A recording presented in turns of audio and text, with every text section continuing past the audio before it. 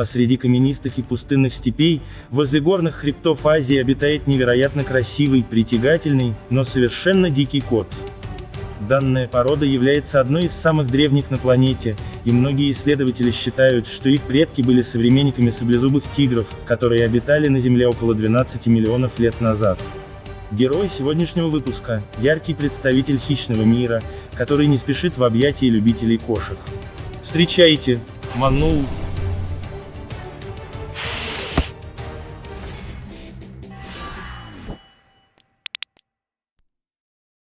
Манул, или палласов кот, это млекопитающие из семейства кошачьих, которых древние народы называли степными или каменными кошками. Например, по-монгольски манул означает дикий кот, который с виду похож на крупную домашнюю кошку. Второе имя палласов кот он получил в честь ученого Петра Палласа, который в 1776 году организовал экспедицию и обнаружил этого удивительного зверя.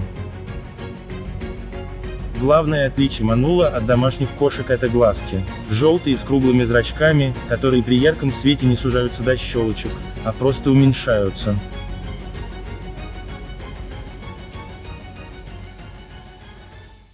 Лапы по сравнению с домашними кошками у него более короткие и массивные. Взгляд у манула суровый, так как часто он смотрит из-под-лобья, отчего возникло убеждение о некой злобе этого животного. В действительности манулы совсем не злые, но чрезвычайно осторожные. Зверь этот предпочитает жить подальше от человека, в такой же дикой, как он, природе. Основной ареал обитания манула охватывает всю Центральную Азию от Закавказья, а на западе до Монголии и северо-западного Китая на востоке. Манулы выбирают для жизни безлесные горы засушливых областей, каменистые пустыни и степи, а также останцы в степях и пустынях. Встречаются в предгорьях и горах на высоте до 3000 метров, но только на безлесных склонах. Особенно они любят местность со скальными выходами и каменными россыпями. Как и все кошки, манулы живут поодиночке, придерживаются постоянных участков, которые привязаны к укрытиям.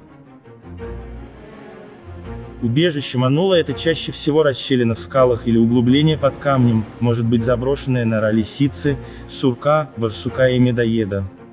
В норе они проводят весь день, а на охоту выходят ночью или в сумерках. Длина тела достигает от 45 до 65 см, низ тела бурый и с белым налетом. Вес колебается от 2 до 5 кг, хотя из-за пышного меха манул выглядит довольно крупным и тяжелым. Длина хвоста от 20 до 31 см, кончик которого черный. Мех зверька считается самым пушистым и густым среди кошачьих, а окраска манула рыжевато-серая. По некоторым данным, на спине манула лишь на 1 квадратном сантиметре растет до 9000 волосков, в длину они достигают 7 сантиметров. Волоски имеют белые кончики, в результате чего создается впечатление, что мех манула слегка припорошен снегом. На задней части туловища и на хвосте имеются узкие темные поперечные полосы, а по бокам морды от углов глаз идут вертикальные черные линии. Голова у этой кошки круглая, а на щеках есть пучки удлиненных волос. Уши расставлены довольно широко. Вблизи человеческих поселений, а также в районах интенсивного земледелия и скотоводства они никогда не встречаются. В природе манулы очень осторожно охотятся в темноте, двигаются медленно, часто залегают в траве и редко подают голос. Вообще, эти животные медлительны, бегают только в крайних случаях, неохотно и быстро устают.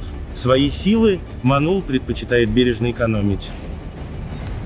Прыгают они хуже всех остальных кошек. Звуки, издаваемые манулами, это короткое фырканье, эмоциональный накал выражается в хриплом урчании. Несмотря на некоторую медлительность, эти хищные кошки охотятся на мелких животных, таких как пищухи, мыши, полевки, молодые сурки, а также птицы и насекомые.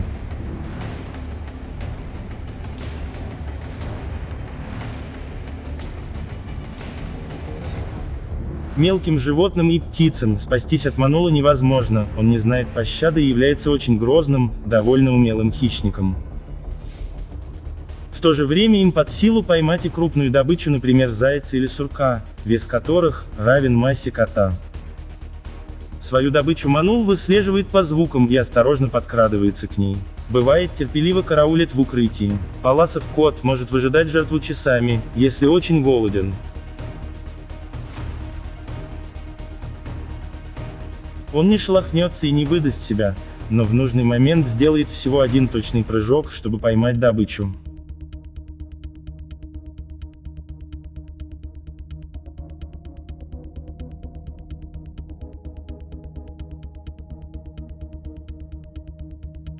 Охота зимой осложняется высоким снеговым покровом, в котором манул утопает, поэтому эти кошки любят открытые места, продуваемые всеми ветрами.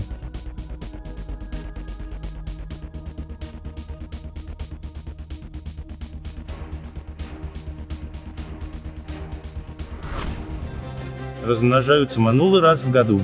Брачный период наступает в феврале и марте, но проходит гораздо спокойнее, чем у домашних кошек. Беременность длится 60 дней, самка рожает в логове от 2 до 5 котят.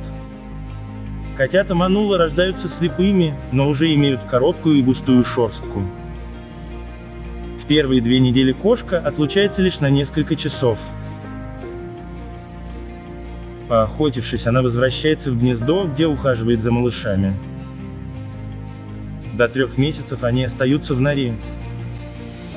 С рождения они соблюдают самое главное правило манулов – осторожность превыше всего, поэтому сидят в логове тихо. Занимаются воспитанием потомства только самки. Чуть позже котята начинают выходить из укрытия, но только под присмотром матери и ведут себя немного диковато. В спокойной обстановке, как все котята, они играют и учатся охотиться. Первые попытки охоты манулята предпринимают в 3-месячном возрасте, а к 6 или 8 месяцам котята вырастают до размеров взрослых манулов, а в возрасте 10 месяцев становятся половозрелыми и покидают мать.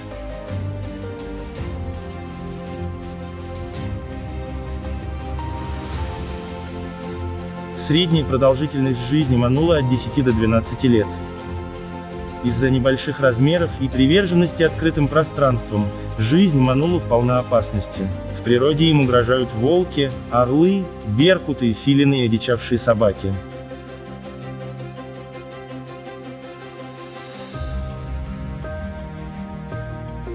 Особую опасность для этих животных представляют многоснежные зимы и бескормица, котята могут гибнуть от инфекций.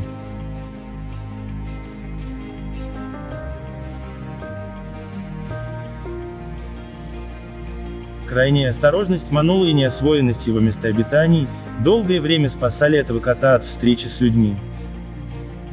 Тем не менее, численность манулов неукротимо сокращается, и это исключительно по вине человека.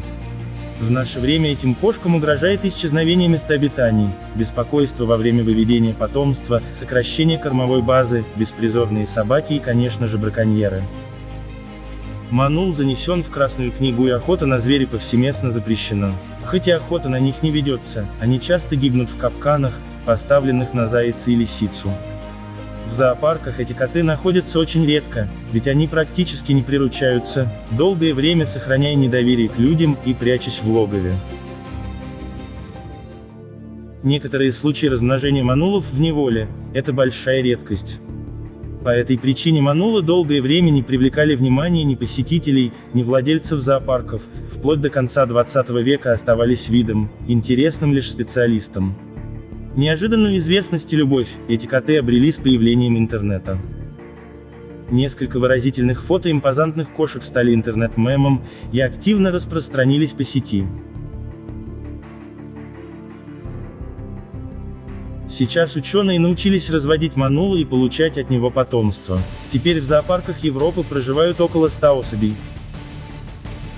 Остается надеяться, что популярность манула заставит людей более сознательно подходить к охране этого замечательного животного.